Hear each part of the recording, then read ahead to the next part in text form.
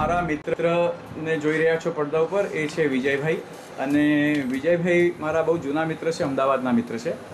અને વિજયભાઈ, તમને મારે એ જ સવાલ પૂછવાના છે જે હું આ સિરીઝમાં લોકોને પૂછતો રહ્યો છું. બહુ સાદા સરળ સિમ્પલ સવાલ છે જે કદાચ કોઈકને કામ લાગશે તમારા જવાબ તરીકે. તો પહેલો સવાલ છે, જિંદગી એટલે શું?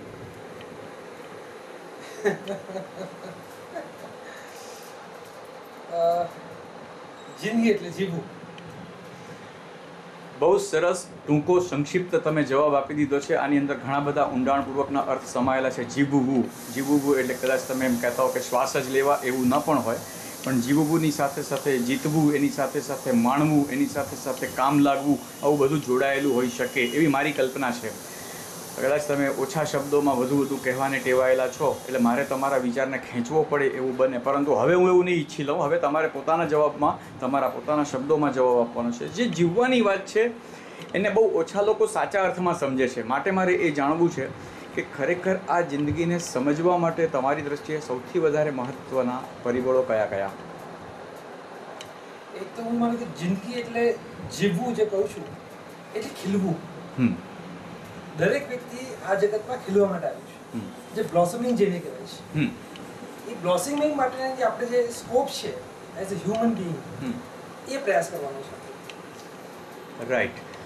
જે બ્લોસમિંગ કરવું છે, આપણે જે રીતે ખીલવું છે, આપણી આજુબાજુના લોકોને જે રીતે ખીલવા દેવા છે, એવું વાતાવરણ, એવો માહોલ પેદા કરવો છે.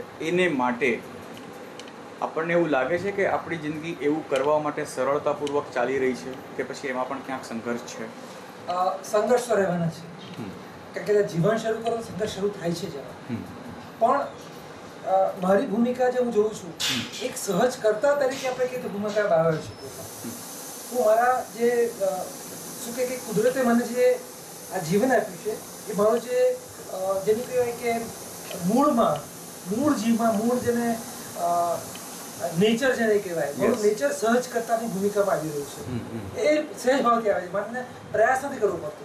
હું સ્વાભાવિક રીતે મને લાગે છે કે હું બધાને મદદ કરી શકું, મદદગાર થઈ શકું. એમાં સહજ કરતાની જ ભૂમિકા છે, એ ભજવાનો હું પ્રયત્ન કરી રહ્યો છું. બહુ સરસ રીતે તમે આ બંને જવાબને જો આપણે સાંકળી લઈએ અથવા તો એનું કન્ક્લુઝન કાઢીએ તો એવું લાગે છે કે જિંદગી એટલે જીવવું, જીવવું એટલે ખીલવું, ખીલવવું, અને ખીલવવાની વાતની સાથે સાથે સહજ રીતે આપણી જાતની ઉપર કોઈ પણ જાતના વધારાના દબાણ વગર જેવા છીએ એવા આપણે પ્રસ્તુત થઈએ, અને એવી રીતે પ્રસ્તુત થયેલી વ્યક્તિઓની સાથે આપણી જાતને આપણે ગોઠવી શકીએ.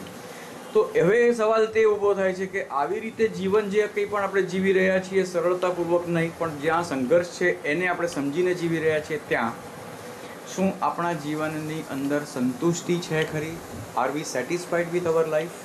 If yes, why? સેટિસ્ફેક્શન તો છે. એટલા માટે કે તમે તમારી જાતને જ્યારે બીજાના સેવામાં મૂકી દો છો, બીજાને મદદ કરવામાં, એ જે સંતોષ મળે છે, તમને નિષ્ફળતા મળે છે તો એમાં સંતોષ મળે છે. સફળતા નિષ્ફળતાનો તમારો ભેદ રહેતો નથી પછી. એ મને લાગે છે.